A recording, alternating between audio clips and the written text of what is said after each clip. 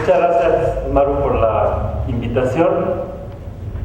Y bueno, creo que en estos días y semanas es muy importante no solamente que nos enteremos de la situación de estas iniciativas que metió Calderón de reforma energética, sino sobre todo que nos pongamos en acción, en movimiento, para evitar que estas iniciativas, que son claramente anticonstitucionales, se han escrito decenas de artículos en las que se ven todas las violaciones a la Constitución que contienen estas 5 iniciativas de Calderón, principalmente a los artículos 25, 27 y 28 de la Constitución. Entonces, estas iniciativas tienen que pararse porque van en contra de la Constitución.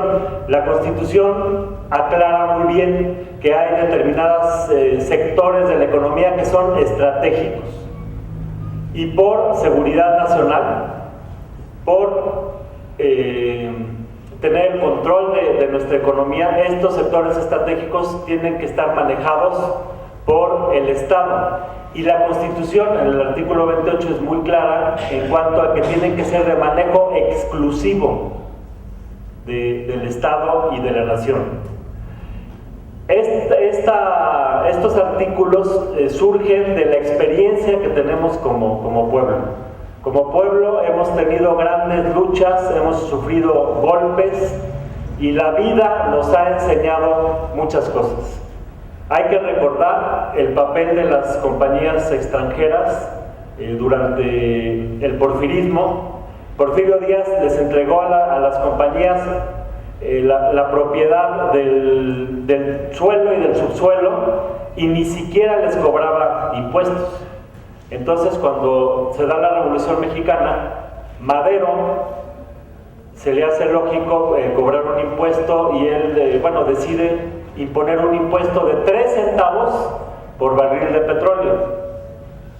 A cualquiera de nosotros se nos haría algo lógico, irrisorio, o sea, cómo las compañías van a ser dueñas de amplios territorios, sacan el petróleo a su antojo y a México no le dejaban nada, pues de perdido un impuesto de 3 centavos por barril de petróleo. Pues esto indignó de tal manera a los petroleros que hablaron con el embajador Henry Lane Wilson, que era el embajador de Estados Unidos en México, y él desde la embajada de Estados Unidos cocinó el golpe de Estado en contra de Madero. Ahí en la embajada se reunían Victoriano Huerta y Félix Díaz y Ricardo Mondragón, todos los golpistas, y en la embajada de Estados Unidos se planeó el golpe en contra de Madero. Así, de ese tamaño es la intervención de las compañías extranjeras cuando se deciden a defender sus intereses. Y el ejemplo de México no es único, tenemos muchos ejemplos. Por ejemplo, en Irán, en 1953, cuando también un primer ministro nacionalizó el petróleo, Mustafa, algo así se llamaba, la CIA organizó un golpe de Estado, impuso al Shah de Irán, que pues fue un títere de los Estados Unidos, hasta que la revolución del Ayatollah Khomeini lo derrocó. Entonces, cuando se le abre la puerta a las compañías extranjeras para que controlen un bien tan estratégico como es el petróleo, perdemos, de hecho, nuestra soberanía. Hay que ver lo que pasó también en Chile cuando Salvador Allende nacionaliza el cobre, que era el mineral más importante para la economía chilena, como las compañías extranjeras, junto con el Departamento de Estado, con Henry Kissinger y compañía, organizan el golpe de Estado en contra de Salvador Allende. Por eso nuestra Constitución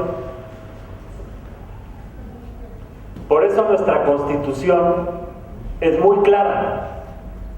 Los sectores estratégicos de la economía deben de ser propiedad exclusiva de la nación, y la Constitución es muy clara en cuanto a que no se deben de dar contratos a compañías privadas, ni nacionales ni extranjeras. Bueno, todos podemos ver cómo estos preceptos constitucionales se han venido violando Desde la época de Miguel Alemán dio 5 contratos a compañías extranjeras en su periodo presidencial de 1946 a 1952, y Pemex siempre, bajita la mano, ha sufrido de este cáncer del contratismo. Se hacen grandes negocios, grandes fortunas con el contratismo en Pemex, pero esto siempre había sido de una manera disimulada. El que ya abre más las puertas a las compañías extranjeras es Carlos Salinas de Gortari, con los contratos de servicios múltiples, en los cuales ya da mayor injerencia a compañías extranjeras y nacionales. Pero ahora Calderón, con esta iniciativa, lo que busca es violar de manera abierta, flagrante, la Constitución. Por eso ha habido la respuesta que hubo, y por eso se dio la toma de las tribunas y las grandes movilizaciones que evitaron que esta violación a nuestra Constitución se consumara. Hay quien dice que no era necesaria la toma de las tribunas, pero bueno, todos sabemos que está operando un dúo, el PRI y el PAN, que tienen mayoría tanto en la Cámara de Diputados como en el Senado, y además están en complicidad. El PRI apoya en todo al gobierno de Calderón, y Calderón no toca a Ulises Ruiz en Oaxaca, no toca al gobernador Precioso en Puebla, con tal de tener el apoyo del PRI para todas sus iniciativas. Entonces existe ya el voto del PRI y el PAN listo, así como lo vimos el año pasado con la ley del ISSSTE, que en un fast track de pronto pues ya estaba impuesta esta ley, ley con la que están en contra todos los trabajadores al servicio del Estado. Si ustedes platican con trabajadores al servicio del Estado, incluso con funcionarios al servicio del Estado, hay un acuerdo unánime que es una ley absolutamente negativa, donde los fondos de pensión van a las AFORES manejados por la banca privada y van a enriquecer aún más a los banqueros. Y sin embargo, esta ley tan negativa se aprobó en fast track el año pasado. Si no se hubiera dado la movilización, si no se hubiera dado la toma de las tribunas, si no se hubiera dado el cerco del Senado por parte de las Adelitas y de los Adelitos, pues ya ahorita estaríamos lamentándonos de la ley que mandó a aprobar Felipe Calderón. Él tiene el compromiso de que esta ley sea aprobada, porque gracias a este compromiso él está en la presidencia de la República. El 2 de julio del año 2006 todos nos pudimos dar cuenta de este fraude que se orquestó en México, y con el apoyo de Washington, para que Calderón estuviera en la presidencia de la República. ¿Qué es lo que negoció desde el año 2004 Felipe Calderón? Bueno, negoció precisamente la privatización de Pemex. Hay que recordar que él fue secretario de Energía, y siendo secretario de Energía empezó a dar contratos ya para la producción privada de electricidad, empezó a dar los contratos a Repsol y a compañías privadas. O sea, él como secretario de Energía fue uno de los impulsores de esta privatización en el sector eléctrico, que también es anticonstitucional, porque la Constitución se refiere al petróleo, a la electricidad y a otros sectores, y sin embargo Salinas de Gortari aprobó una ley en la que permitió que hubiera productores privados de electricidad, cosa que es anticonstitucional. Basándose en esto, Calderón dio algo así como 271 contratos a compañías privadas, nacionales y extranjeras, para la producción independiente de electricidad. Se ha privatizado a tal grado la electricidad que ya el 40% de la electricidad que se genera en el país es privada. Y todo esto recibió un gran impulso siendo Calderón secretario de Energía. Calderón se comprometió en Washington y en Madrid a que él iba a impulsar esta reforma energética. Fox lo intentó. Hay que recordar que siendo candidato, una vez Fox estando en Estados Unidos, prometió la privatización de Pemex. Nada más que bueno, el tipo un rasgo de los panistas es la doble moral, o sea, dicen una cosa y hacen otra. Entonces en Estados Unidos Fox dijo que él estaba a favor de la privatización de Pemex, se armó un escándalo en México, llega a México y en México dice que no, que él no está a favor de la privatización de Pemex. Ya conocemos a Fox. El tamaño del problema que implicaba la privatización de Pemex, porque es uno de los puntos más sensibles donde el 80% de la población en México está en contra de la privatización en Pemex, hizo que Fox no se aventara a meter estas iniciativas, pero Calderón, que llegó con esa condición a la presidencia de la República, pues ya dio ese paso mortal para él. Desde luego con una propaganda muy mentirosa, porque todo el tiempo, a todas horas nos están diciendo que Pemex no se privatiza, que Pemex se fortalece. Y esto nos lo dicen por la televisión, por la radio, por los periódicos.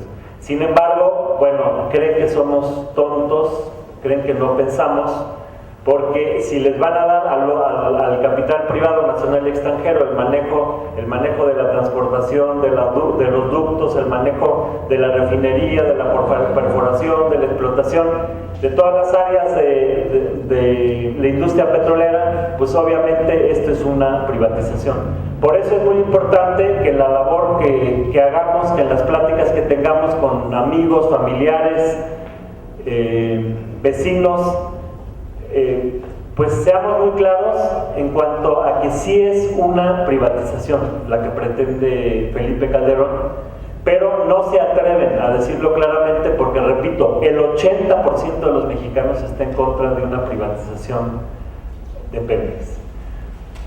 Hoy, este año, en el año 2008, dimos un movimiento muy importante, porque es la primera vez que logramos parar los planes de los grandes capitalistas extranjeros y nacionales en contra de México. Llevamos 30 años en que nos han estado metiendo gol tras gol tras gol tras gol y nunca se había logrado parar un golpe. El año pasado pues fue la ley del ISSSTE. Hace 10 años se aprobó el Tratado de Libre Comercio de América del Norte, que es un tratado absolutamente negativo para nuestro país, porque nos ponen a competir de par a par con la potencia económica más grande del mundo, con Estados Unidos, que es una economía 40 veces más grande que la economía mexicana. Es como poner a competir a un tigre con un gato. Pues ya sabemos quién se va a comer a quién. Este Tratado de Libre Comercio fue un paso muy negativo y un gol que nos metieron hace 10 años. Y bueno, desde 1976 a la fecha habían estado avanzando sin parar en este retroceso histórico y para apoderarse de nuestras riquezas y de nuestro trabajo.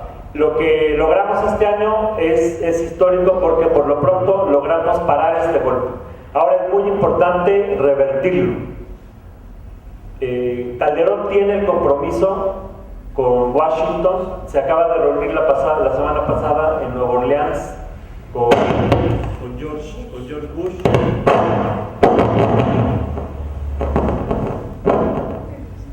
En el marco del ASPAN.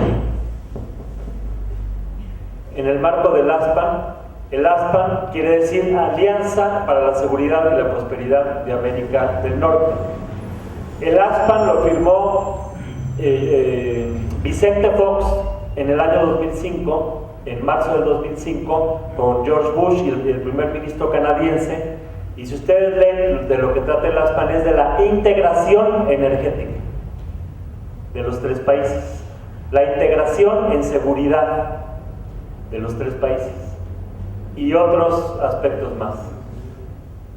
Como todos los acuerdos del ASPAN son en contra de nuestra Constitución y también va en contra de los pueblos de Estados Unidos y del pueblo de Canadá, estos acuerdos que toman los tres presidentes en el ASPAN son acuerdos ejecutivos que no pasan por el Congreso.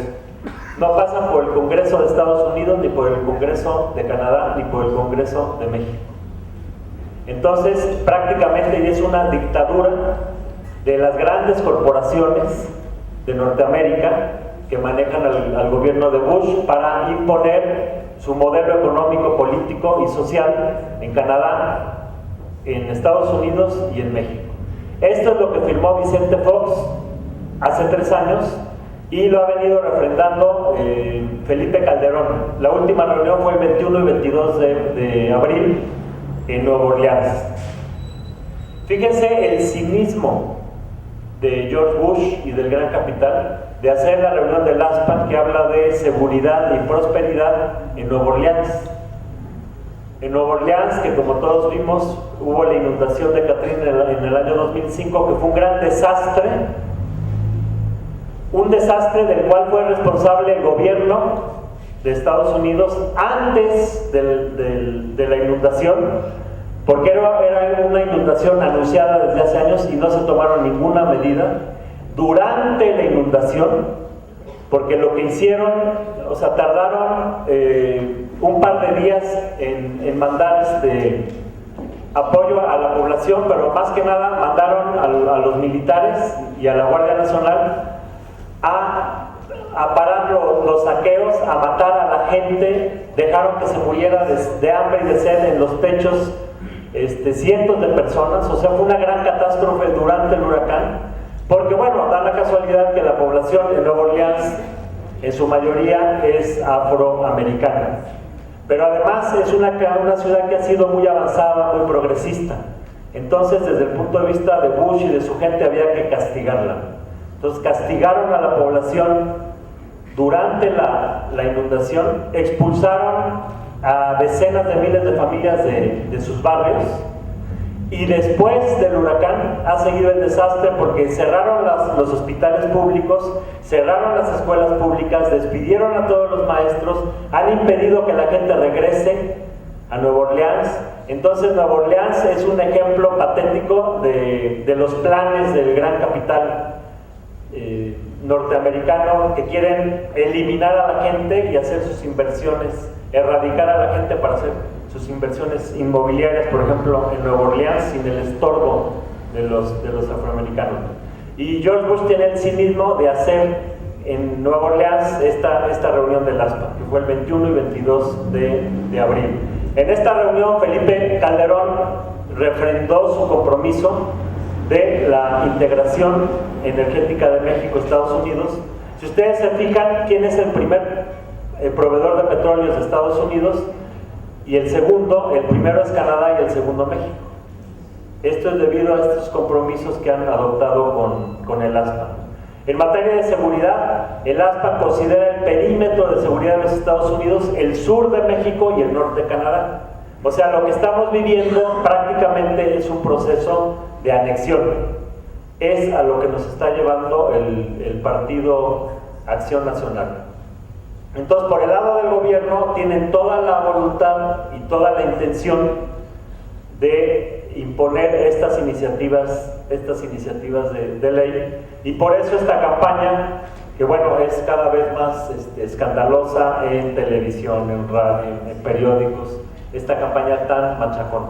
Pero por otro lado está el pueblo de México, por otro lado está la gran mayoría que no quiere que se privatice Pemex, y la gran mayoría que ya se dio cuenta pues que con el PAN hemos tenido un gobierno del cambio, pero es un cambio en reversa, un cambio para atrás. De toda la corrupción y toda la podredumbre que había en la época del PRI, ahora con el PAN pues se queda corto el PRI, ¿no? Es un cambio para atrás. De aprobarse estas iniciativas, pues estaríamos de vuelta a pleno siglo XIX, lo que les gusta con Porfirio Díaz o con Santana. Sin embargo, el pueblo de México ya no es el pueblo de hace 20, ni de hace 50, ni de hace 80 años. Es un pueblo cada vez más informado, cada vez más consciente, y estamos además en un año histórico, en el año 2008. Hace 200 años, en el año 1808, fue cuando aquí en la Ciudad de México se habló por primera vez de la soberanía popular. Francisco Primo Verdad en el Ayuntamiento de la Ciudad de México el 19 de junio de 1808, dijo que la soberanía recaía en el pueblo.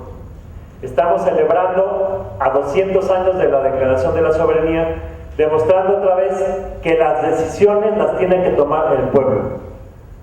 Y si se tomaron las tribunas de los diputados y del Senado, y si el pueblo cercó a los diputados, fue una muestra de soberanía popular. Hay un artículo de la Constitución, el artículo 39, que habla de que el pueblo es soberano, incluso el pueblo puede deponer a un mal gobierno. Entonces, este año lo que estamos ejercitando es la soberanía popular, y en contra de estos planes privatizadores de Calderón y del PRI.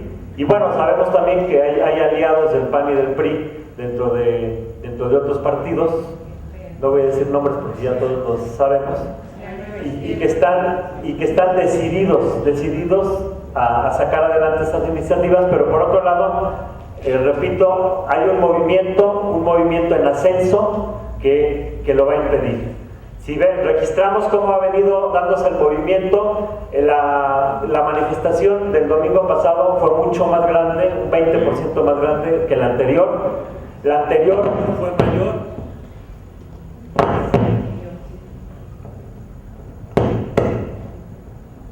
La anterior movilización también fue mayor que la anterior, a pesar de que se convocó nada más con 3 días de anticipación. Entonces, bueno, vemos un movimiento en ascenso. Vemos que a pesar de las campañas de televisión, radio y prensa, cada vez es más la gente consciente.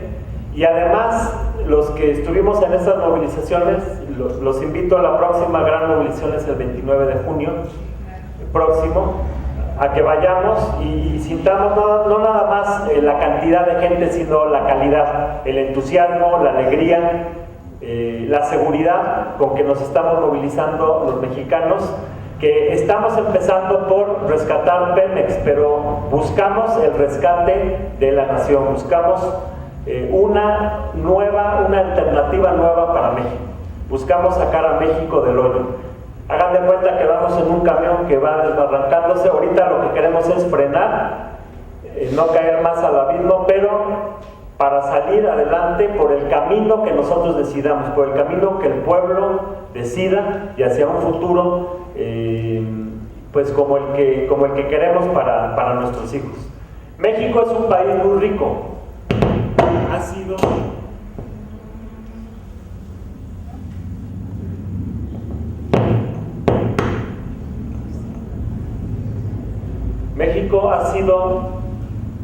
es y será un país muy rico.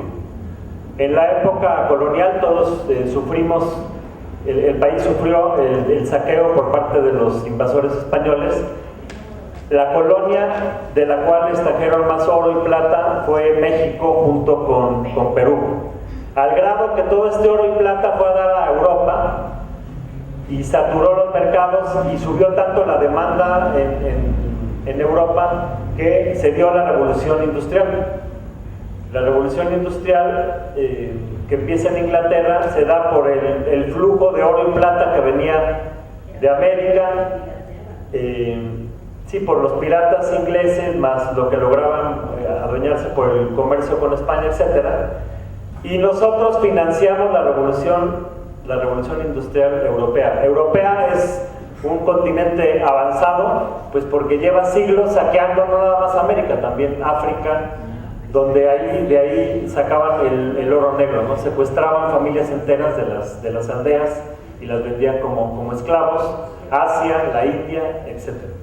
Pero bueno, nuestro territorio durante siglos fue el primer productor de plata del mundo y fue una de las colonias más ricas de España.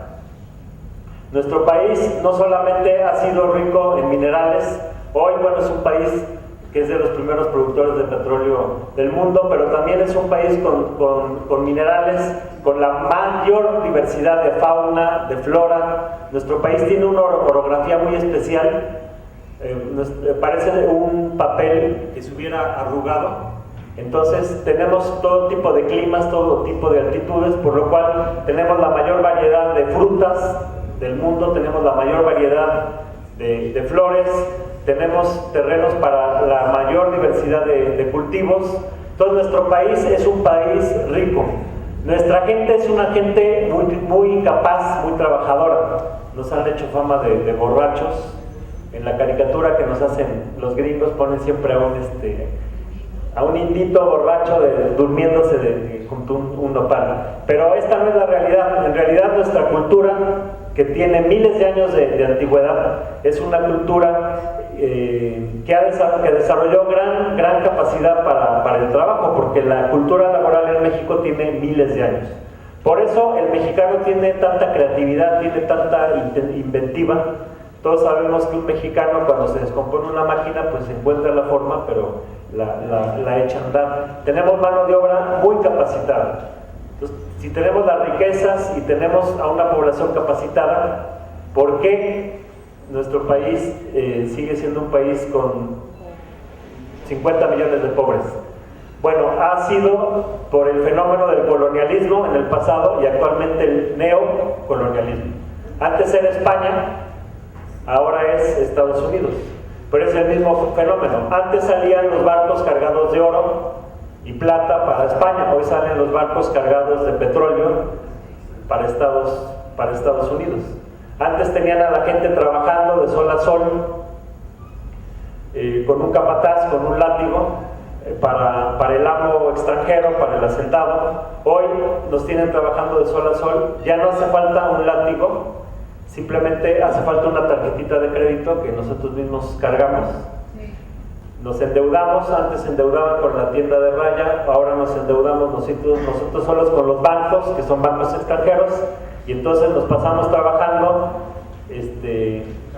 como negros para estar pagando nuestras deudas. Entonces las formas han cambiado del colonialismo al neocolonialismo, pero el fondo es el mismo. Cada vez trabajamos más, cada vez somos un mayor número de miembros de la familia los que tenemos que trabajar. Ya no es como hace 30 años, con un salario se podía mantener una familia. Pero en los últimos 30 años, con el liberalismo, el salario ha caído del 100%, si era un 100% hace 30 años, actualmente estamos en el 20%. O sea, estamos ganando 5 veces menos que hace 30 años. Por eso ahora tiene que trabajar el papá, la mamá, la tía, 3 hijos, y apenas para sobrevivir, ni siquiera para tener un ahorro y para ir progresando entre comillas.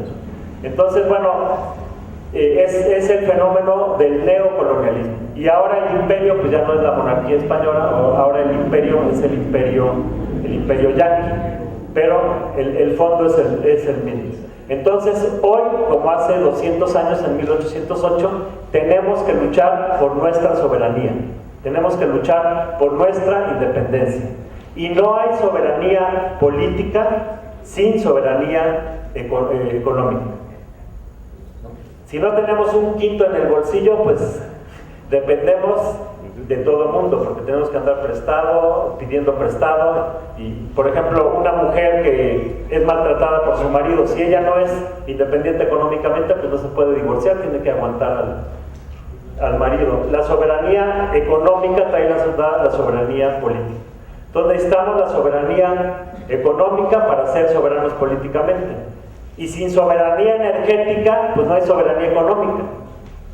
Tenemos que ser soberanos en los energéticos para poder ser soberanos económicamente.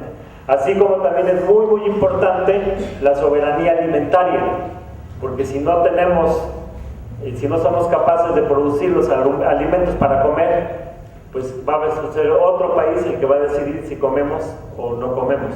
Por eso, de ahí otra de las grandes tradiciones de Carlos Salinas de Gortari con el Tratado de Libre Comercio fue pues la destrucción del campo mexicano. Este año ya se liberalizó totalmente el comercio agrícola y nuestro maíz, el maíz mexicano, pues está siendo desplazado, los maiceros están quebrando y estamos perdiendo cada vez más soberanía alimentaria. Ya actualmente se están importando cerca de 20 millones de toneladas de cereales en momentos en que se aproxima una crisis alimentaria mundial.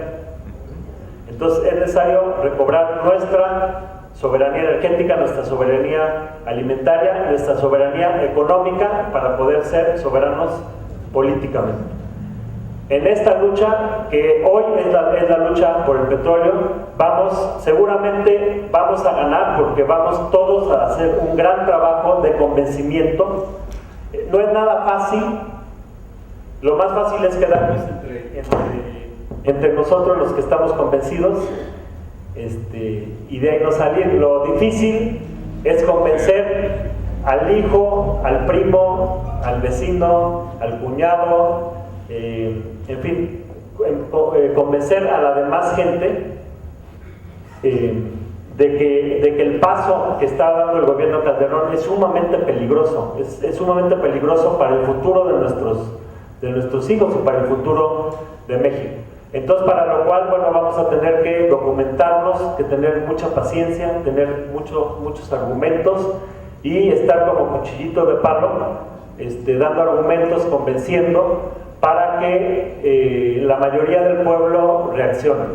Desgraciadamente, la miseria económica también trae miseria moral. Este sistema que nos han impuesto, el sistema neoliberal, tiene a toda la gente ocupadísima todos tenemos 1000 broncas, todos tenemos varios trabajos, como las prestaciones ya se han reducido, pues todos andamos a la carrera llevando y trayendo hijos y trabajando y pagando esto y para los trámites, en fin.